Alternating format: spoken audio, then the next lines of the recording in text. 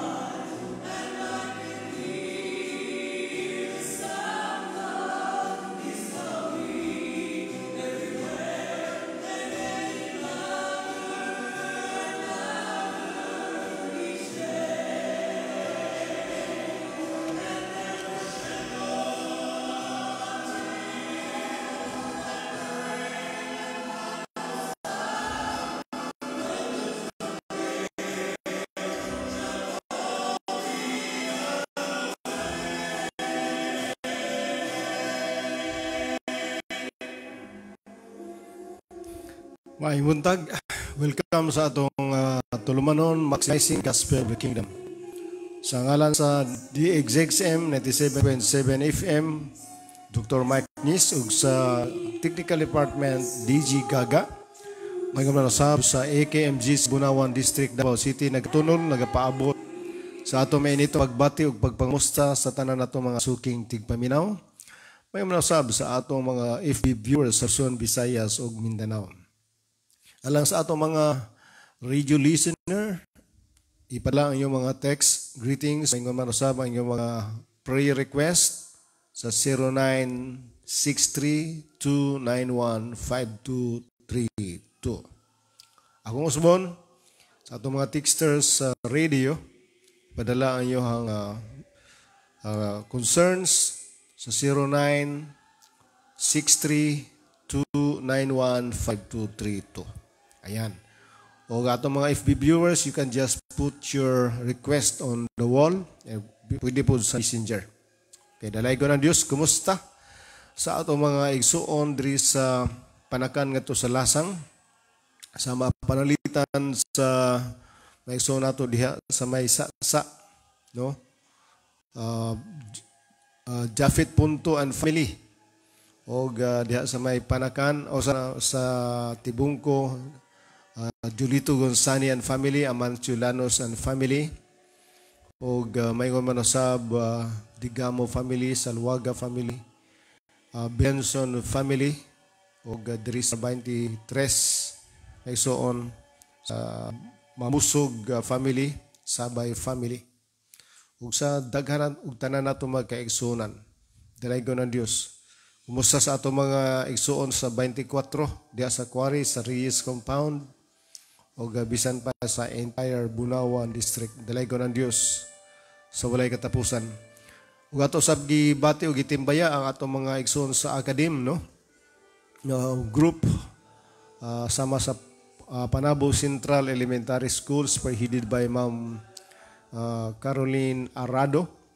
And of course, with the teaching staff, igsoon, that includes Ma'am Lulit Perez, Sir Edgar Atwil, o Melissa Ruiz Marquez, Gayet Yurin, Kim, o Ma'am Rai, o sa iyang mama, si Ma'am Bini, and the rest, no? Sa tanan nato mga teaching staff sa Panabo Central Elementary School. Of course, we would like to greet Sir Joel Atwil, Marquis Rar. Good morning, sir. Good morning, sab, sa atong mga pastors sa United Pentecostal Church sa Southern Mindanao, spearheaded by Pastor Rio Bandoy. Dalagon yun ang Diyos sa walay katapusan. Atong mga igsoong mga OFWs, kumusta sa inyo mga igsoon? Amen. And from Lulit Perez, good morning. I'd like to greet belated happy birthday to Sir Edgar Atwell. Okay. Belated happy birthday, Sir Edgar. No? Ug ang tanang mga birthday celebrators sa month of May, happy birthday to you. Belated happy birthday. And likewise, ato mga birthday celebrators sa month of June. Ug atong gi-greet di ay ug happy birthday ang twin, Sabay twin, si Aisa ug si Riza Sabay nga nagsaulog sa ilahang birthday karon gyung adlaw. June 3 ay di gud ko kalimot pud ana, no? Dalaygon Dios. Ang Dios magapanalangin sa mga kabataan. Good morning Sam kay Sir Pastor Joel Lauyog. Good morning sir. And to God be all the glory. See you tomorrow sa atong klase, no? Pastor Joel Lauyog.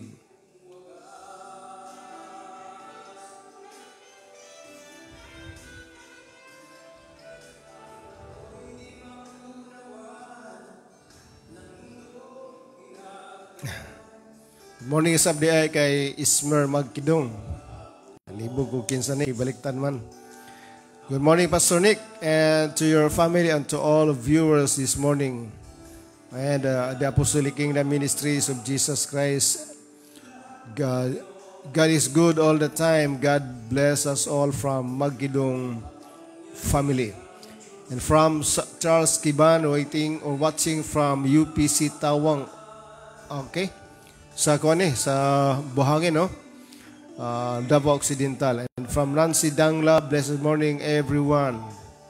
And from Ma'am Lulit Perez, watching Ma'am Lulit Perez and Ismi Magkidong. Good morning sab kay Eric Lindo. Matod pa niyo, good morning Pastor. Good morning sab sa imo. Good morning sab kay Tiko Wilmar Mabusog nga nakakaroon sa mili list. Good morning, thank you for watching and joining with us. Amping diha, Brother Tiko. Diyos magapanalangin kanimo. Matod pa niyo, good morning Pastor Nick C. Perez. God bless. Yes. Joel Lauyog, yes sir. See you tomorrow.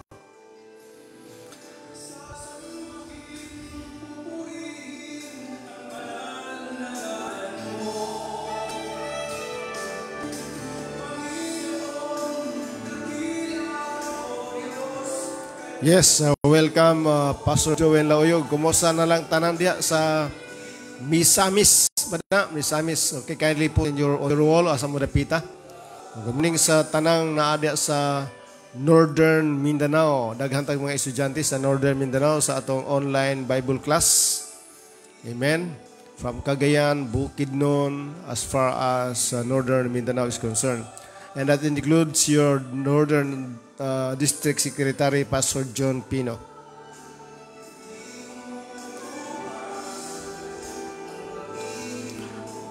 Of course, good morning sab sa Davao Occidental, Pastor Shim Cabanilla, Lister Kustan Matango, Junjun Jaguni, okay?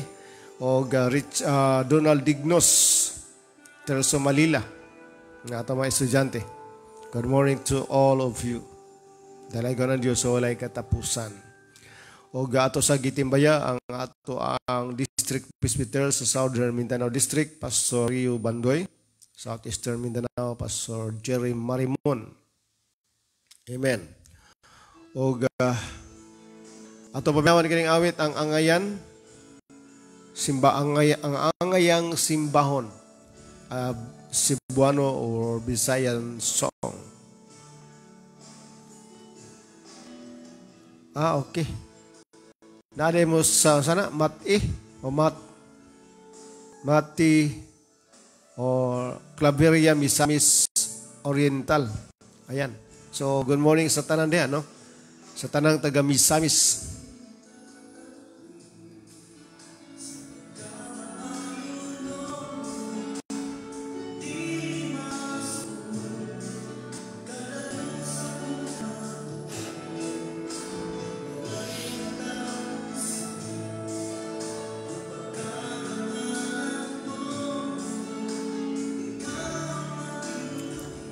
Good morning, Sam, kay Irene Lanos na watching from Tibungko, Eric Lindo na nag-loud speak sa ilahang sa atong program diha sa Tibungko. Good morning sa inyong mga trabahante.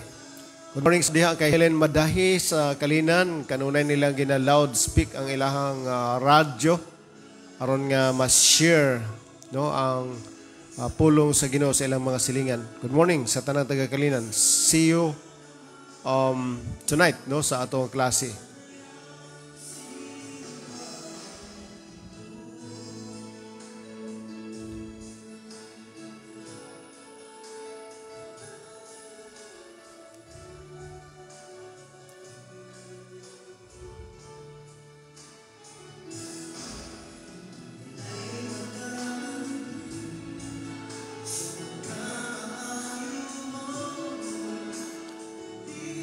Okay. From Irene Lanos, good morning, Pastor. I just want to greet happy birthday to Jesa Mamusog. Okay. Happy birthday, Jesa Mamusog.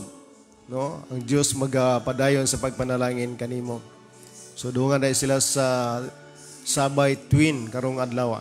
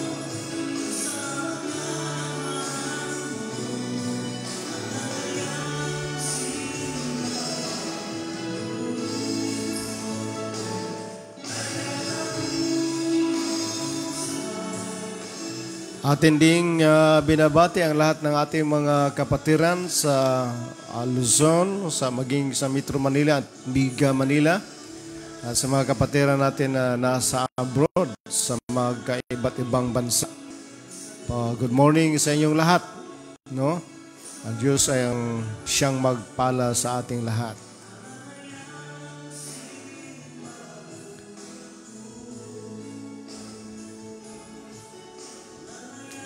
Good morning, Sam, kay Pastor Ronald Grande. See you tomorrow sa atong klase. Good morning diha sa may buhangin Davao Occidental.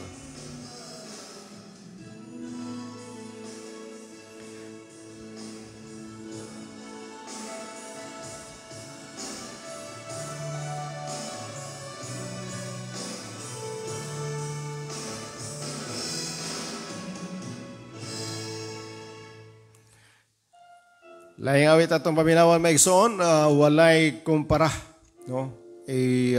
Cebuano song we will play this to all of you, for all of our radio listeners and FB viewers.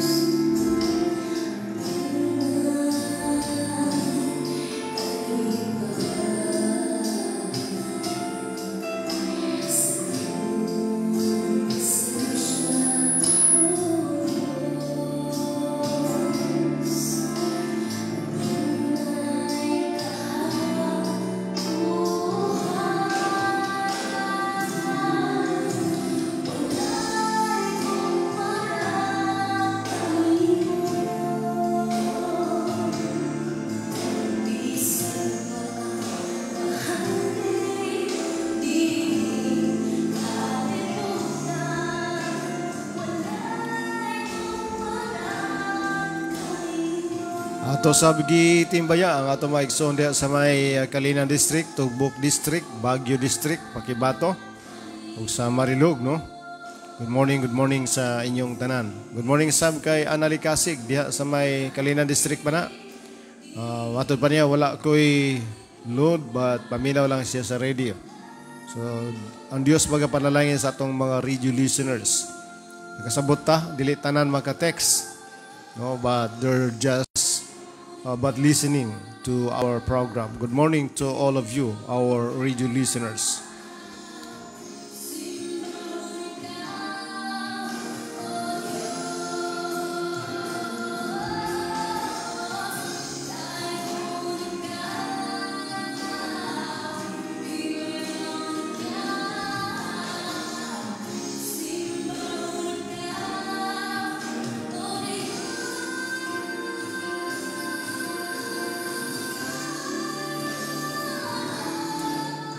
Likewise, we would like to greet Brother Jirik Gapa. Good morning to you and to your family.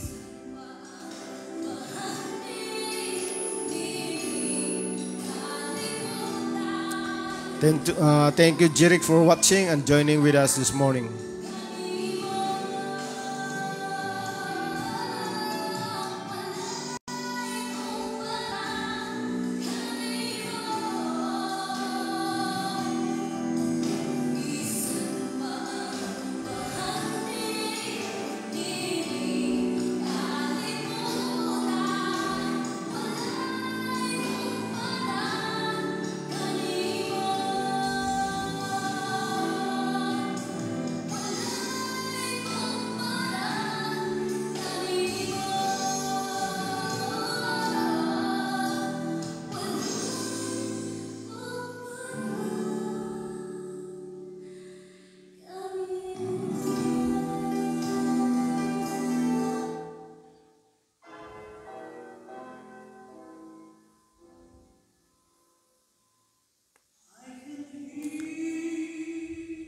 Matuta sa mga pagampo may soon, dalaygon ug may gugmaon nga Dios.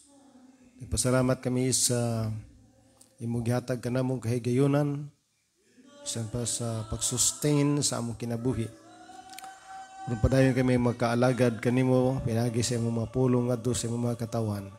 Continue to bless your people, Father, with your mighty hands upon them and upon us all. with your precious blood covered upon us, and with your angels surrounding us, Father. And thank you, Father, for sustaining our lives through your economic provision. Thank you, Father. Continue to bless the Filipinos, even our nation. We lift up to you our nation, the Philippines, that you will bless us with your righteousness and holiness.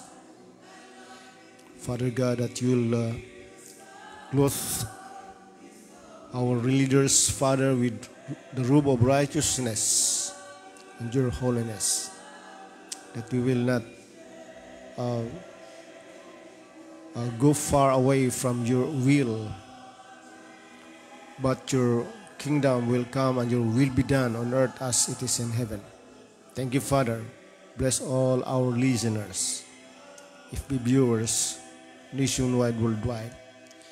In Jesus' name, amen.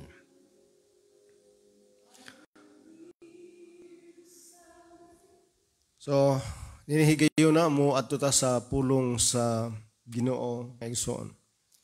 Labihan kayo kami hinungdanon ang pulong sa Diyos because we will always be guided through His Word.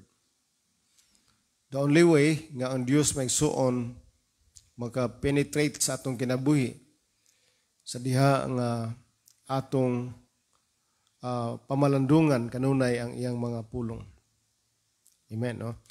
Now, we'll go to our series of lesson understanding your place in the kingdom. Amen. And we'd like to greet also Telma Ricardo and Helen Madahi, for joining with us this morning, and Rogelio Suposa. Okay, so understanding your place rather in the kingdom. And niyanata sa ikaduha nga part, the kingdom of God compared to the government of man. Okay. Atras na gamay, no? Medyo atras tayo ng kunti. Now, I hope that we have a very good sound this morning so that you can really follow us very closely. Now, in Matthew 6:33, but seek ye first the kingdom of God and His righteousness, and all these things shall be added unto you.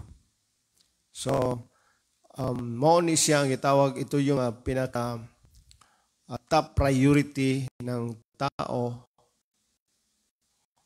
na ipinagkaloob ng Diyos sa atin. Take note that walang hihigit na bagay na mas seryoso kaysa pamahalaan. There is no business more serious than government. Dahil dito ngayon, ating patunayan na ang ating kailangan ay hindi religion, because ang ating kailangan ay government.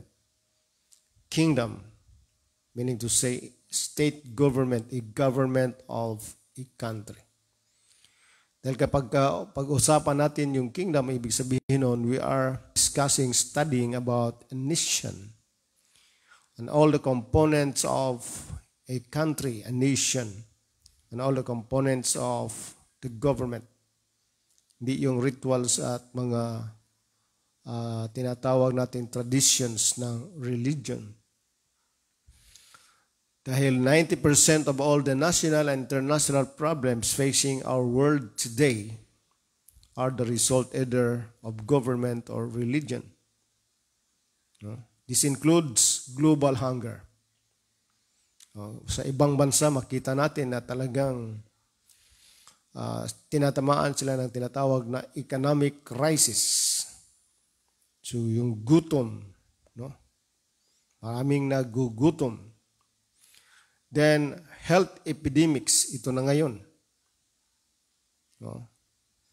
Wars, mga digmaan, terrorism, racial and ethnic conflicts, yung mga racial conflict, at ethnic. Dito sa atin, mga ethnic, no? Particularly sa Pilipinas. Okay. Then, segregation. Paghiwa-hiwalay. Nuclear tension and economic uncertainty.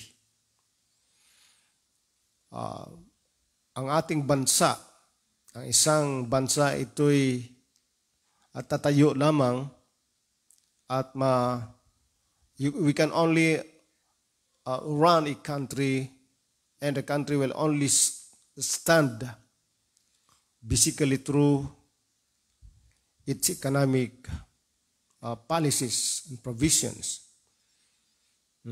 Kaya kung kung mapapansin ninyo doon sa Genesis 1:26, matapos na ibinahagi ng Diyos yung kanyang wangis, the image, which is righteousness and holiness. Pagkatapos noon, God gave mankind the kingdom mandate, a government of His country. And that includes basically His economic policies. Para sa gayon ang bansa ay mapapatakbo at tawag nating magkatayo. Kailangan yung economic policies. Kaya sinabi ng Diyos, let them have dominion, let them have a government, not religion. Let them have dominion, meaning to say kingdom. And this kingdom that God given to the human race will be run and will stand through its economic policies.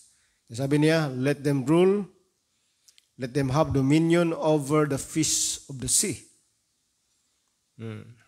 So, kaya meron tayong tinatawag na Bureau of Aquatic and Resources. No? So, ma-regulate yung ating karagatan, yung mga isda, lahat-lahat na. The forest, the real estate, the animal kingdom, the bird kingdom, lahat-lahat na. Dahil sa pamamagitan ng economic na policies and provisions ay makakatayo ang ating bansa. Diba? Pero ngayon, nagiging uncertain yung ating ekonomiya. Why? Because there is what we call leadership in the absence of the image of God. Leadership in the absence of righteousness and holiness. So throughout history of man's greatest challenge has been to learn how to live in peace with himself and his neighbors. Isa sa mga concern ng isang bansa, isa sa mga component, kailangang merong tinatawag nating peace. No? Dahil kaya sabi ng Panginoon, for the kingdom of God is not meat and drink, but righteousness. In legality, in a governmental context, that is what we call legality. So we will only be safe through legality, but if you're not legal, you'll be in trouble. Then peace. Dahil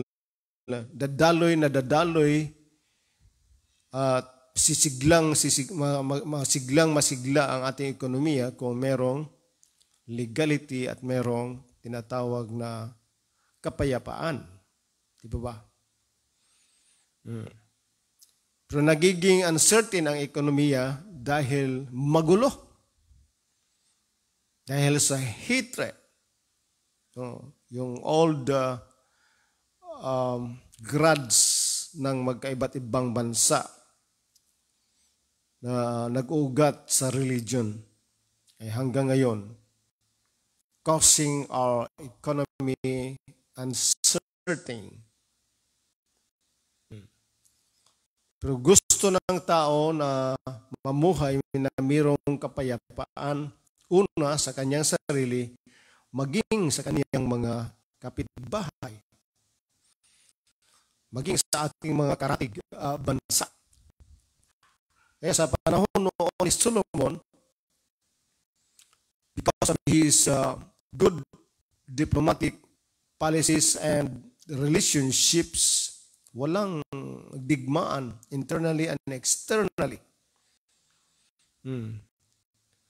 Kaya masigla noon yung ekonomiya dahil sa kapayapaan.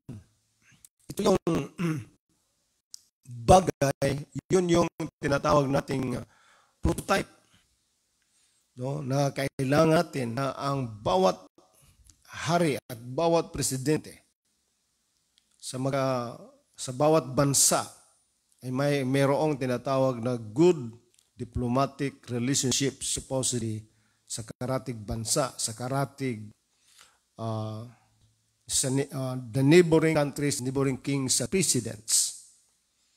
Dahil sa pamamagitan noon, sa pamamagitan ng kapayapaan, magkaroon tayo ng masiglang ekonomiya. But hindi ito nangyari. Di ba? So, throughout history, man's greatest challenge has been to learn how to live in peace with himself, domestically, and internationally.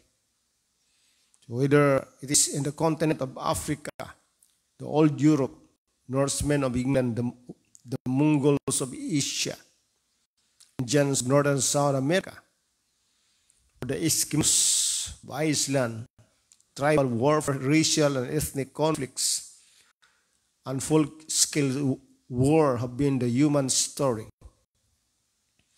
In all of these social and cultural expressions of humanity, the one thing that has always evolved some kind of authority structure, a form of leadership or government mechanism to establish and maintain social order. So ito yung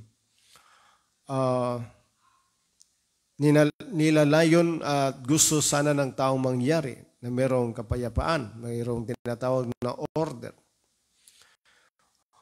Even from the painted walls of native caves and the hieroglyphics of the tombs of ancient Egypt to the historic pyramid structures of the Aztec worshippers, evidence abounds of man's desire and need for some form of governmental structure. Yun yung pinakahangad ng tao na magkakaroon ng tinatawag na governmental structure. Now, so the need for government and order is inherent in the human spirit and is a manifestation of a divine mandate given to mankind by the Creator. Okay, so, ang pangangailangan natin ng pamahalaan, and order, ito'y built-in and inherent sa tinatawag nating human spirit. Okay, and it is manifested as God's divine mandate to mankind. Why? Because man he was delegated to be a governor or ruler.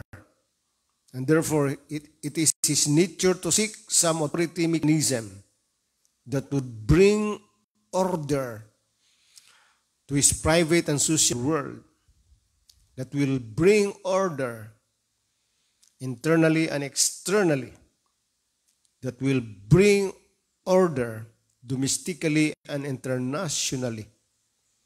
Dahil kapag walang order internally and externally, magulo. So kailangan natin tinatawag na governmental structure. Kaya isa sa ating mga gawain bilang constituents of the kingdom is yung manalangin tayo para sa ating mga government leaders. Hindi lang yung personal nating pangailangan yung ating idalangin sa Panginoon, yung ating pagkain, maging mainom at ating maisusuot. Hindi yon. kailangan nating idalangin ang ating mga government leaders locally, nationally, and internationally. Di ba? We have to think outside the box, that our concerns will not only be confined in our domestic needs, but even our international concerns. Government is necessary, desirable, and essential to man's social context, no matter how primitive or modern. This is why man continues to search for an effective way to govern himself. No? Ito yung dahilan na kung bakit ang tao ay patuloy nagsasaliksik at nag-aaral ng epektibong pamamaraan. Sa gayon ay kanyang mamamanage ang kanyang sarili. Paano natin mamamanage yung ating sarili? Meron tayong kaugalingong sariling management. Meron tayong tinatawag na anger management. No? Lahat-lahat ng uri ng management, yung pagpipigil ng ating sarili not to become selfish and greedy, but rather we will become a sharer, giver. Dahil ito yung kultura ng Kingdom of God na mapagbigay, tumatanggap, ngunit patuloy ang pagbibigay. Patuloy ang pagtanggap, patuloy din ang pagbibigay. Kasi ito yung kultura ng kaharian ng Diyos. Kaya meron tayong tinatawag na importation and exportation. We what we call collaborate. Kung ano yung wala sa ibang bansa nandito sa atin, yung wala dito sa atin nandoon sa ibang bansa, di ba? Ganun yun, mga kapatid. Kaya ito'y ating ginagawa, no? Locally, tayo'y nagbabahagi ng mga pagpapalang ipinagkakalob sa Diyos ng Diyos sa atin. Good morning kay Marites Sanduyo, ang atong avid listener and sharer. And likewise kay Albert Garden, share din natin. So, now, man's need for some formal government structure is an outgrowth of his need for social need and relationship management. So, ang pangailangan natin ng formal government structure ay magpahanggang ngayon ay ating ninanais na mangyayari para sa tinatawag nating social order. No? Kung paano tayo magbibehave, no? sa ating mga kapwa-tao, sa ating mga kapitbahay. At magkakaroon tayo ng tinatawag relational or relationship management. So this need begins in the smallest prototype of society. Ito'y mag-uumpisa sa tinatawag nating smallest prototype of society na tinatawag nating family. Okay? And extends all the way to the manifestation of national expressions of constitutional order. Nations need government. In other words, nations need order. Family need order. Community need order. Diba? Then, all nations of the world need order or need government. Babalikan natin, no, ang Genesis 1, chapter 1, verse 2 and 3. Ito yung sinabi. So, ating himay-himayin ito ngayon, mga kapatid. Now, ito yung ang sinabi. Now the earth was formless. Anong ibig sabihin nun? Now the earth was formless, meaning to say, no order. And empty. Ibig sabihin nun, chaotic emptiness. So magulo, kasi walang order. Kapag walang order, magulo yan. Then sabi niya, darkness was over the surface of the deep.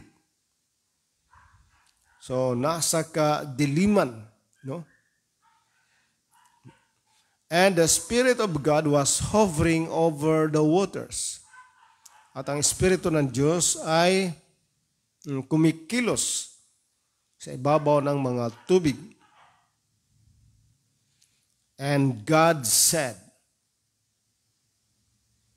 "Let there be light." And there was light.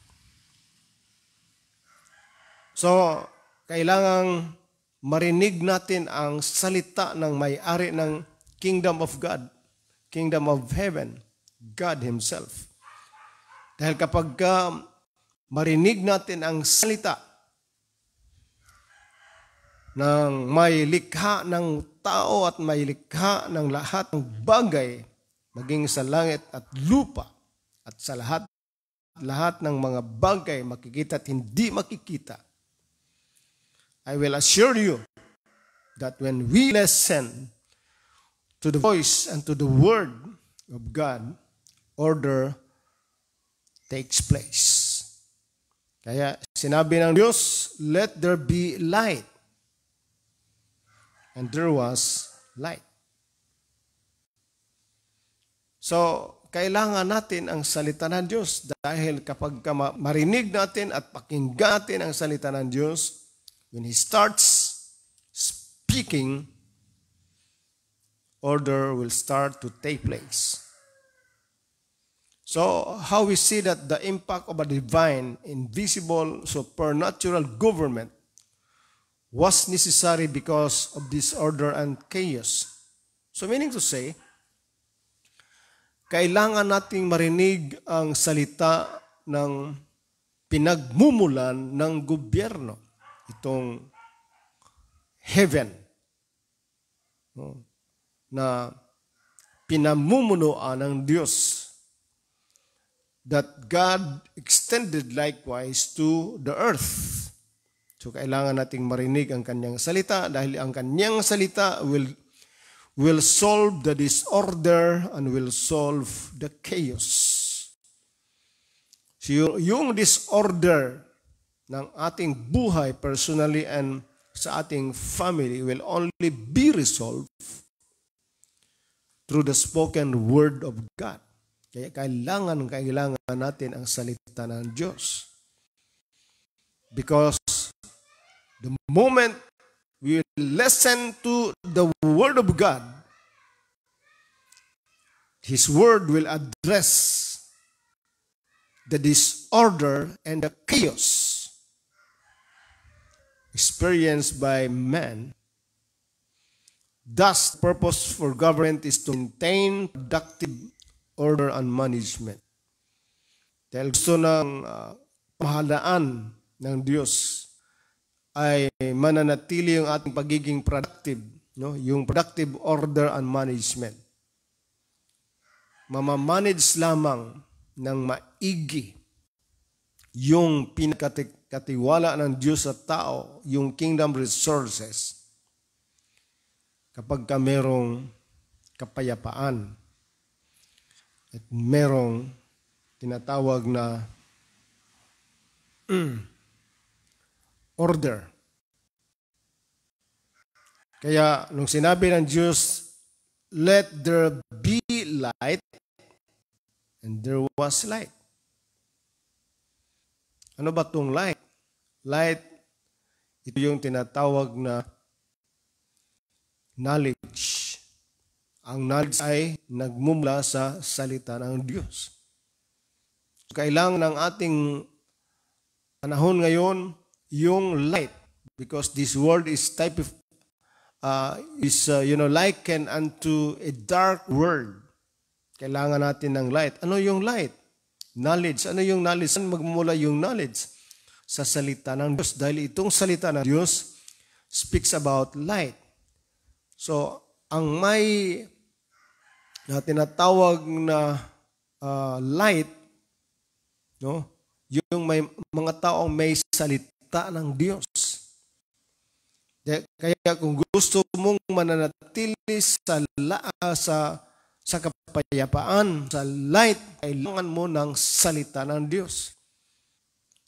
Kapag wala kang salita ng Diyos na marinig, na magbulay-bulayan, you are in chaos. No? Because life outside God is chaotic.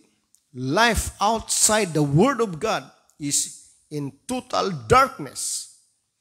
Because His Word serves as light to our personal, and family context of life. At ang ating community, kailangan ng salita ng Diyos. Ang bansa, kailangan nilang mapakinggan at marinig ang salita ng Diyos. Kaya kahit hanggang ngayon, marami sa atin ang nangangaral. Salamat sa Diyos na maraming mga mangangaral. No? Dahil upang sa gayon itong madilim na bansa magkakaroon ng liwanag. Diba? Kaya salamat sa Diyos na ating sinusuportahan itong pangangaral at pagbabahagi ng salita ng Diyos dahil ito lamang ang nag-iisang paraan na itong madilim na daigdig, madilim na bansa, madilim na pamilya, madilim na buhay ng tao, magkakaroon lamang lang liwanag sa pamamagitan ng salita ng Diyos. Amen pa? At yun namang tinatawag na darkness, kadiliman at madilim, yun ang tinatawag na ignorance. Kapag ibabaliwala mo ang salita ng Diyos, you are in total darkness. But if you want to go out of that total darkness, you need light, meaning to say, you need the Word of God. Di po ba? Kaya bakit nagkaganito ang ating buhay, ang ating bansa, maging ang buong daigdig, dahil mankind, the human race, stops to connect to the source, stops to connect to the unseen kingdom. Amen po ba mga kapatid? Kailangan natin ang salita ng Diyos. We need to listen to Him. Kasi ngayon, ang pinakikinggan lamang ng mga tao yung kanilang sarili. Hindi na natin maririnig ang Diyos. Kadalasan kasi ngayon is self-talk. Walang talk to God. Walang talk from God. We need to listen when God talks, when God speaks. Because when God speaks, wow, you will have peace. You will have the light. At hindi ka maliligaw, hindi ka matitisod. Sino ba yung mga taong madali ang matisod? Yung mga taong hindi nakikinig ng salita ng Diyos. Madali lang matisod, magtampo, dali lang masaktan, di po ba? Kaya we need the Word of God. Amen po ba mga kapatid? Now, a little later in Genesis, you find evidence of this as one of God's motives for creating man. For man to have this, what we call productive order and management. Good morning din pala kay Corazon Fideles. Good morning, Pastor Nick. God bless you as you preach the Word of God. Good morning, sab kay Leah Punto and family. Thank you for your prayers, Leah and the family. So, in Genesis chapter 2, verse 4 up to 6, it says here, when the Lord God made the earth and the heavens, meaning the visible kingdom and the invisible kingdom, and no shrub of the field had yet appeared on the earth, and no plant of the field had yet sprung up, for the Lord God had not sent rain on the earth, and there was no man meaning no man to work, meaning to manage and to administrate the ground.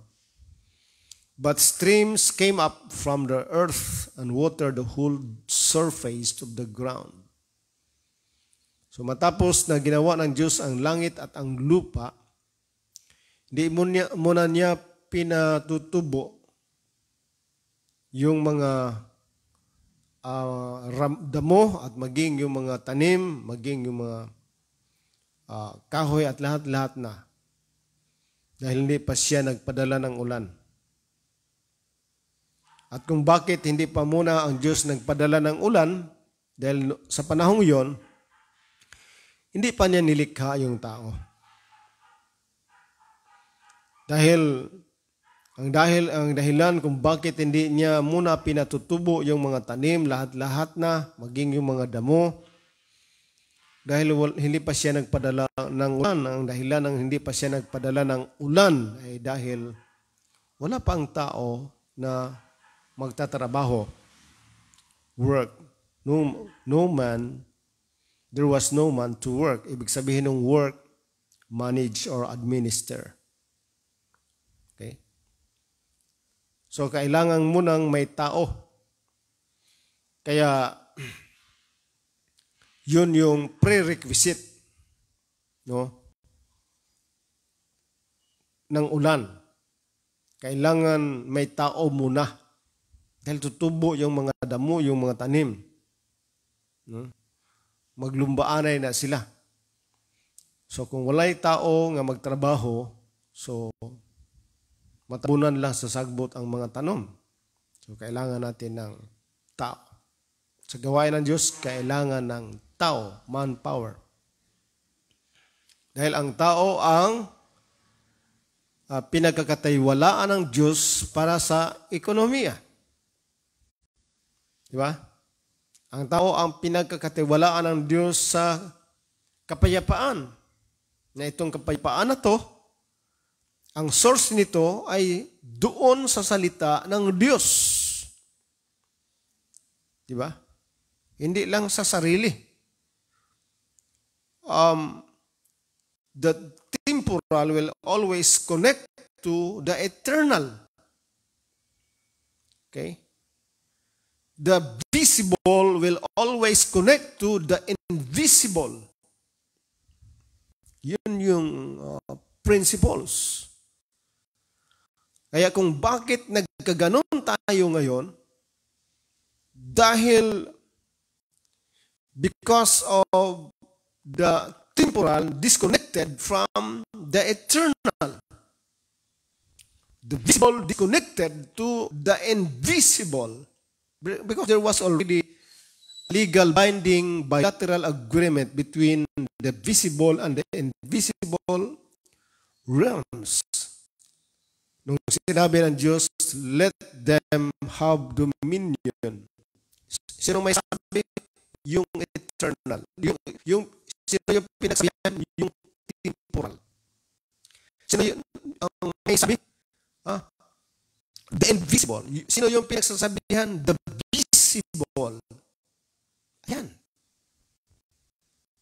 Kaya, a government in the absence of the intervention of the invisible kingdom government will be in trouble.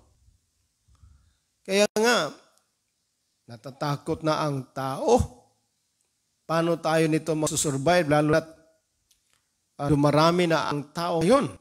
Ito yung iniisip na paano tayo. Kaya they're trying to look at the sky looking for a planet or another planet that will be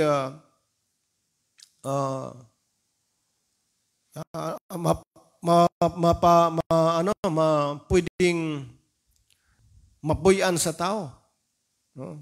Na pwedeng tirahan ng tao. Yun yung nila, yung solusyon. Kaya leadership in the absence of the intervention of the the invisible kingdom will be in trouble. We will fall short. Kaya we come up with a solution which is not prescribed by the invisible government, the kingdom of heaven. Di po ba? Kaya kailangan natin yan. Kaya we need to pray for nations of the world. We need to pray for our presidents and kings of the world, our political leaders. Dahil iba na yung naiisipan, mga kapatid, we will go to another planet. Doon titira ang tao. Pero yung kalooban ng Diyos, tingnan nyo. Sa Genesis 1:26, let them have dominion over all the earth. 28, sabi niya, sabi niya, be fruitful and multiply and fill the earth and subdue it. We need to populate the world. Huwag mong alalahanin na baka ma-overpopulated tayo. Hindi. As long as we will connect to the original, the source, will not be in trouble. Di ba? Then, religion naman is to depopulate, while the kingdom is to populate the world. Di ba? Gusto kong pansinin niyo itong maigi. The kingdom of God wants to populate the world. The reason why He said, go, be fruitful and multiply and fill the earth and subdue it. Ito. Dito lang tayo sa lupa. We do not need to go to somewhere as long as we will always connect to the invisible kingdom. As a visible kingdom, we will always stay connected to the invisible kingdom so that we will not fall short. Kasi siya yung source. Tayo ang earth ay resource, while the heaven is the source. Di ba? So from these verses, we see that God, the Creator, allowed no productive growth to take place on the earth because there was no man to work the ground. The word work here implies management, administration, orderly development, and making fruitful. Ayan, ito yung gusto ng Diyos, be fruitful. Kaya, nung tayo'y nangisda, nilalagay natin sa lata, naging tinapa, di ba? Yun yung tinatawag na fruitful.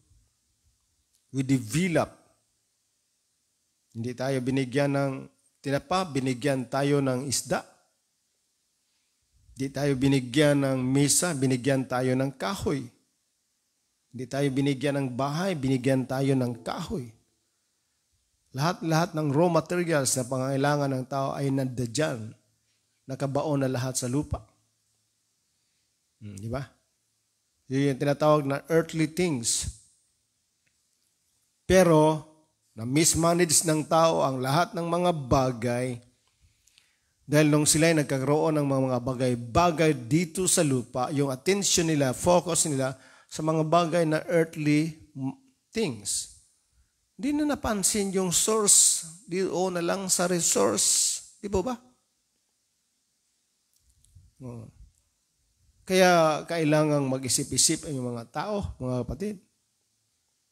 Ang ating tinutukan ngayon, hindi na yung pinagmumulan. Doon na sa resources. That is mismanagement. Kaya kung bakit tayo nagsisimba, that is part of our management. We recognize the source. Hindi ka nagsisimba, that is mismanagement. Hindi ka nagpipray, that is mismanagement. Because that is a kingdom principle. The reason why Jesus said, kung kamo mag-ampo, pag-ampo kamo sa ingon niini, Ama naming nasa langit. That is to recognize the source. Kaya kung tayo ay nasisimba, we recognize the source. Para magkakaroon ka ng kapayapaan, domestically and internationally, magkaroon ng kapayaan internally and externally. Diba? So that is part of our management, administration. Thus, one of the principal motives for the creation of man was to provide a manager. And first, you have to manage yourself. Administrator and ruler of the planet Earth. This is why the Creator expressed it in these words. He said in Genesis 1:26, and then God said, "Let us make man in our image and our likeness." Diba? And let them rule. Okay, manage. And let them rule. Yung rulership natin dito bilang kings, hindi yung rulership over another mankind. Ito hindi nakita. Kasi yung maliban lang sa kingdom of God, yung lahat-lahat ng mga rulership is rulership over another mankind. Kaya muna'y naihulga, naibanta-banta, intimidation, manipulation, monopoly, di ba? Dahil that is a leadership in the absence of the image of God. Panlalamang. Pagmalabis. Di ba? Yan ay hindi lamang nangyayari sa isang kaharian, sa isang pamahalaan, maging sa negosyo, sa pamilya, sa religious organization. Diba? Inspired by the spirit of religion. So ano ang sinabi rito? Then God said, "Let us make man in our image, in our likeness. And let them rule or have dominion." To whom? Over the fish of the sea. Resources, economy. And the birds of the air. Yeah. And over the livestock. And over all the earth, the real estate. Kaya meron tayo mga developers na may project na vertical and horizontal. May mga subdivisions tayo, meron tayo mga kuno ganon. That is part of the work of man to manage and to develop. Sa technology, nung ating travel noon sa pamamagitan lamang ng asno, kabayo, kalabaw, pero ngayon, nag-umpisa roon sa kariton, bisikleta, motorcycle, ngayon, nako. So that is part of man's job to manage and to develop. Diba? Over all the earth and over all the creatures that move along the ground. So the mandate of the Creator was for mankind rather was rulership and dominion. So ito yung assignment na ipinagkaloob ng may kapal sa tao. Itong tinatawag na rulership and dominion. As we saw earlier, the word dominion here translates the Hebrew word mamlaka, meaning kingdom. So ano yung ipinagkaloob ng Diyos at binigay ng Diyos sa tao? Hindi religion, kingdom, legal. Hindi traditions at rituals. Kingdom or sovereign rule In other words, government. So anong ibinigay ng Diyos sa tao? Pamahalaan. Government. Kaya next to that, sabi niya, to rule over the fish of the sea. To rule over the resources. As an economic components. Economic policies. So, trabaho ang ibinigay ng Diyos sa tao. Trabaho. Kaya tayo nagtatrabaho. Dahil para sa economic policies of the government. Therefore, the first command given to man by his Creator was to establish a government. Not religion, but government, pamahalaan. Then sa pamamagitan ng economic policies and components. Paano natin i-manage yung karagatan, yung lupa, yung forest, yung mga resources must be regulated, that must be equally distributed, hindi lamang pagmamayari ng isang tao. Kasi ito'y ibinigay ng Diyos sa tao, hindi para ating, hindi sa pagmamayari, but to manage. For management purposes. Kasi meron lang iisang may-ari ang Diyos. Kaya tinawag siyang Lord. Adon or Adonai, meaning owner. Kaya yung sinabi ng Diyos na ibinigay niya sa tao, hindi yun para pagmamayari ng tao. For management purposes. Stewardship. Kaya dahil stewardship yung rule natin, management, kaya hindi natin ipagkait yung ano yung dapat sa tao. Di ba? Kaya it takes righteousness and holiness so that it will be equally distributed. Because in the absence of the image of God, which is righteousness and holiness, magiging lagi, paminawan good. Kanang mga ayuda, kanang mga tabang gikan sa gobyerno para na sa mga kabus. So ang naghatag po una niya, kabos. Ako kabos man. Ako ni. Wa na maabot sa mga tao. Kaya kita nimo to sa Acts 6:1-4 para lang mag-distribute og ayuda. Yung pa sabi pa nung mga apostoles, hindi na pwedeng pati kami i-involve ninyo sa social services, sa pamamahagi ng mga ayuda. Magpili kayo mula sa inyo ng pitong katao na puno ng banal na espiritu, full of the Holy Ghost and wisdom. So, ibig sabihin, yung mga taong nasa gobyerno, maging sa pribado at kahit anong kind of leadership, kailangan puno ng Holy Ghost. Puno ng wisdom. Dahil kung ano yung para sa mga tao makarating, hindi mahuhord at mabulok, di ba? Kailangan makarating doon sa mga tao. Hindi po ba mga kapatid? Ito yung pamaraan ng Diyos. Kaya kailangan natin yung image para kung ano yung mga para sa mga tao, makarating sa mga tao. Hindi po ba?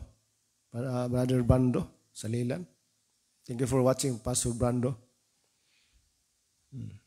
So, tingnan nyo yung yung Acts 6. Para kami naman, sabi ng mga apostoles, but we will give ourselves continually to the ministry of the word and to the ministry of prayer.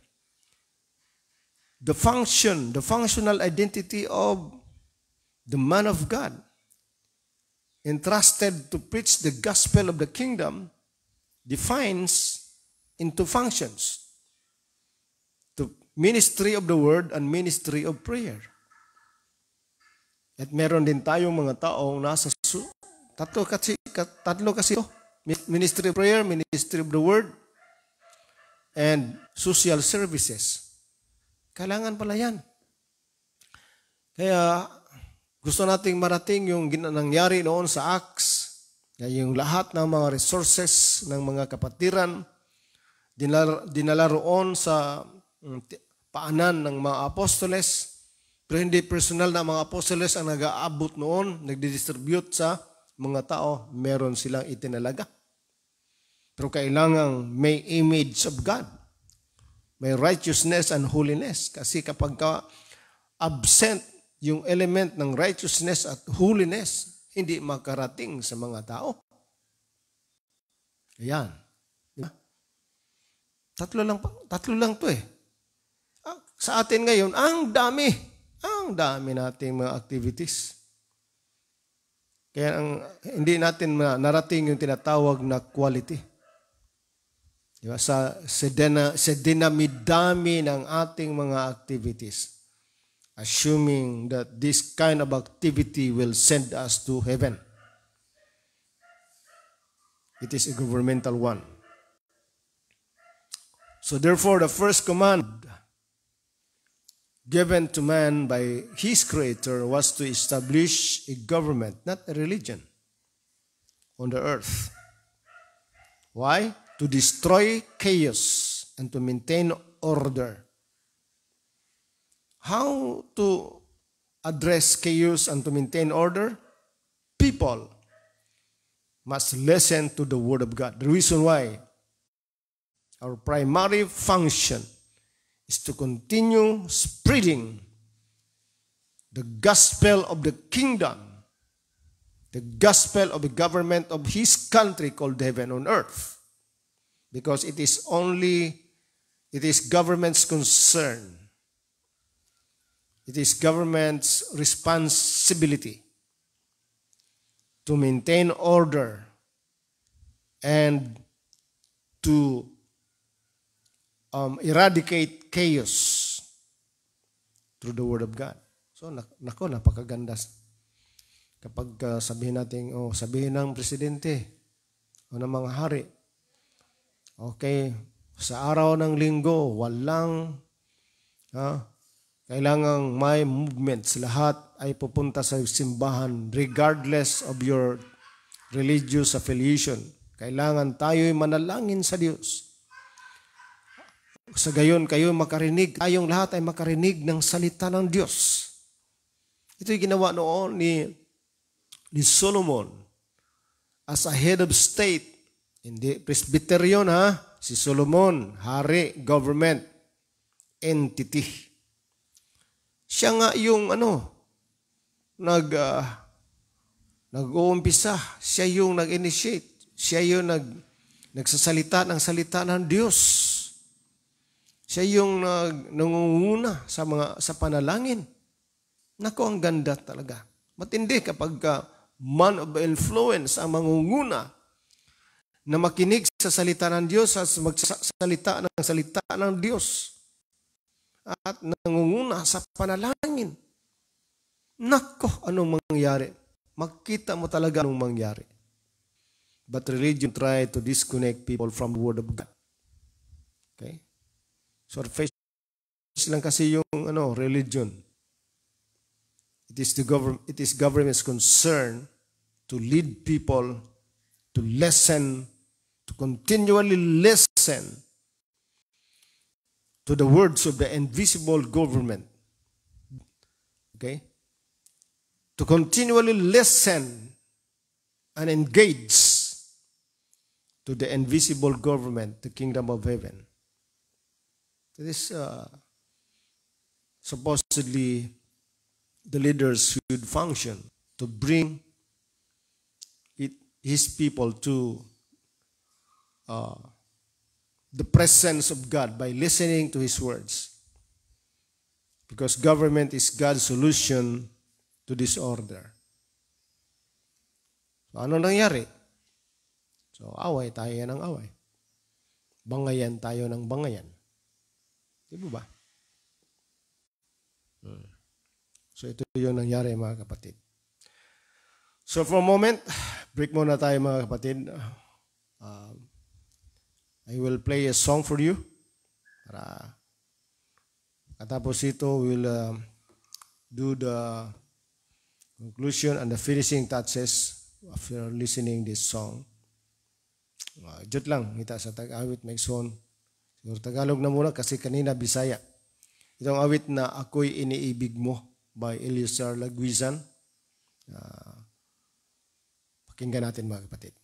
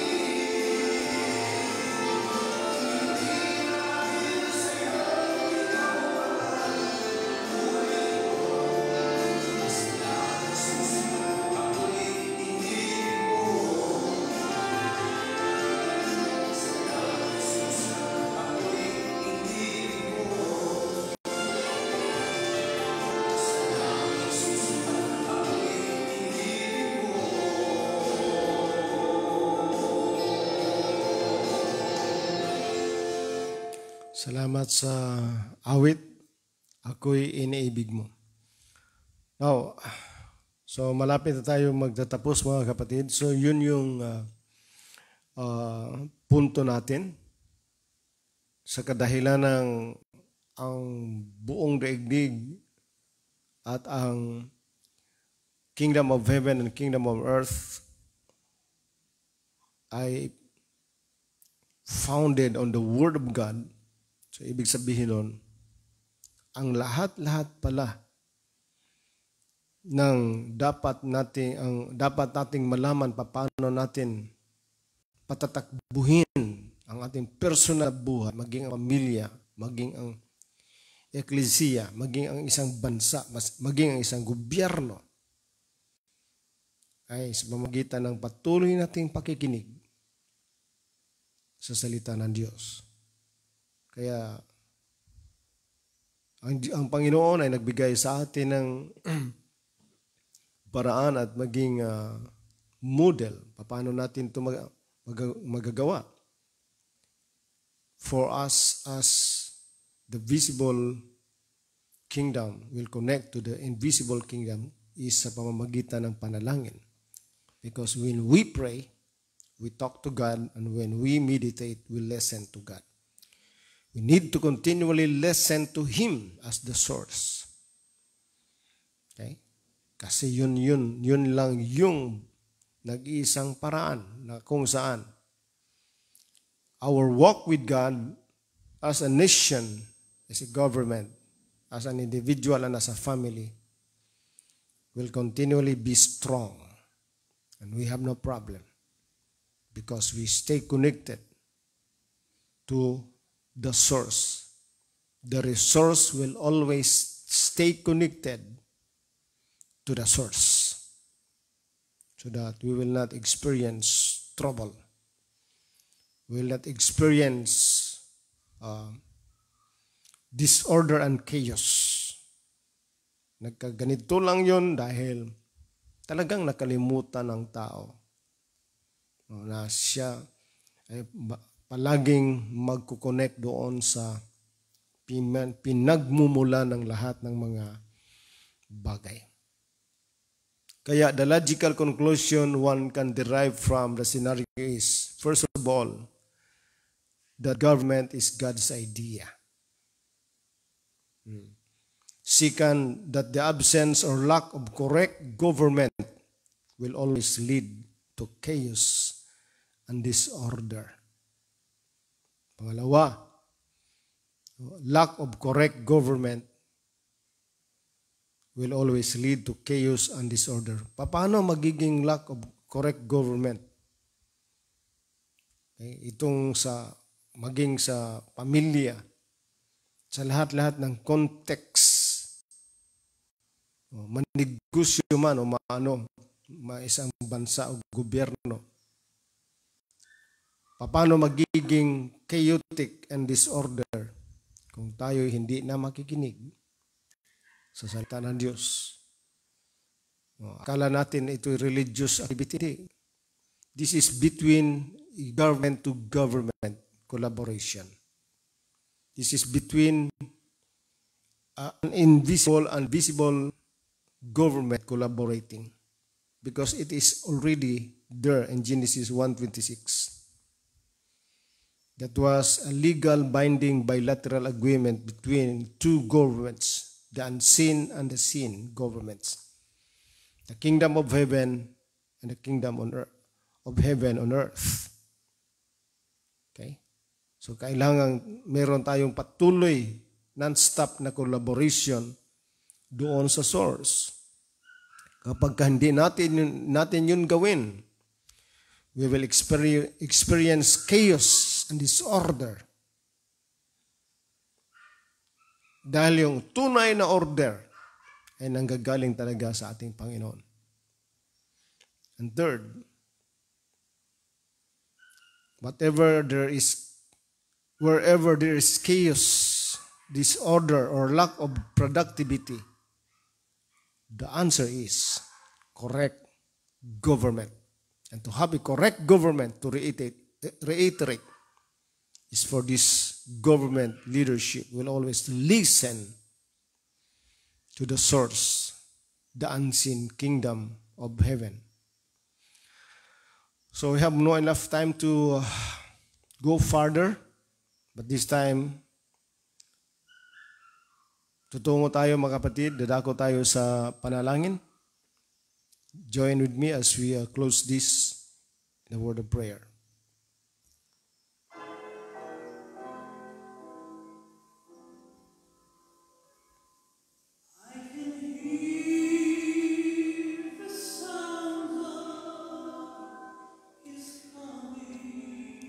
Dalay ko nagmahigugmaon nga Diyos, nitak na nagkapasalamat kami sa imong mga pulong. We understand, Father, to maintain order and to have peace and to eradicate chaos is for us to continually listen to you. This book of the law shall not depart out of thy mouth, but thou shalt meditate therein day and night. Thank you, Father God. Hallelujah for your words. Thank you, Father, for allowing us to connect with you. Thank you for allowing us to stay connected with you, Father, as the source. Lord God, we pray for our government leadership.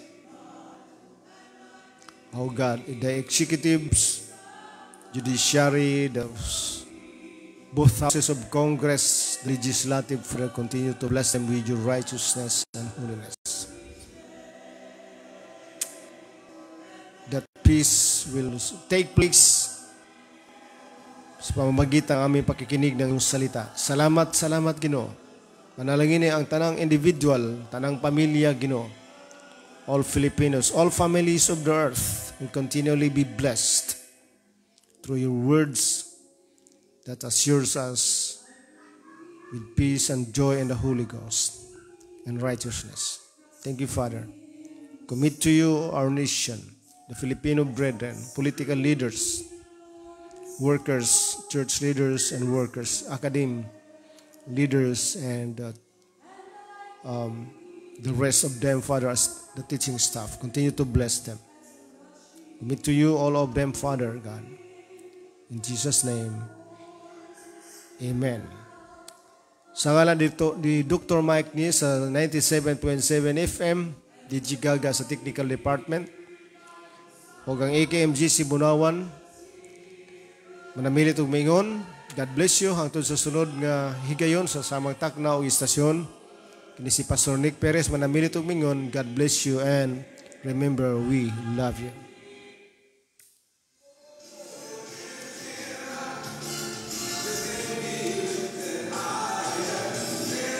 You have just listened to Maximizing the Gospel of the Kingdom with your pastor, Nick Perez. If you enjoyed today's message, we'd love for you to connect with us. Head over to our Facebook page and like that Apostolic Kingdom Ministries of Jesus Christ. Watch our Facebook radio broadcast and help us to share it with more people. If you have any question or comments, get in touch through the following mobile numbers: 0948-557-9687 or 0905-406-4350. Reach us via email nickperez.akmjc@gmail.com. Thank you for tuning in. Until next time.